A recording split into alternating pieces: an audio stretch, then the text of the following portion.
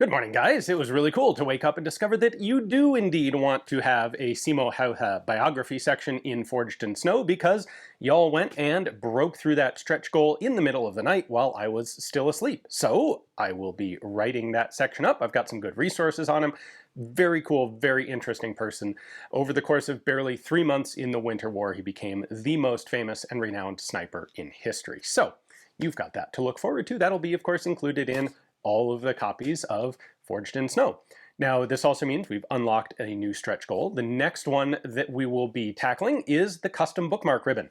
Bookmark ribbons are something we've traditionally done in headstamp books, and we like to make them themed somehow to the content of the book. In this case, it's a pretty easy one for us to take a look at. This will be a blue and white ribbon reflecting the Finnish flag. So if that's something you think is pretty cool, this one's a little bit easier of a stretch goal for us to hit. So check it out on the Kickstarter, link in the description text below if you haven't seen it yet.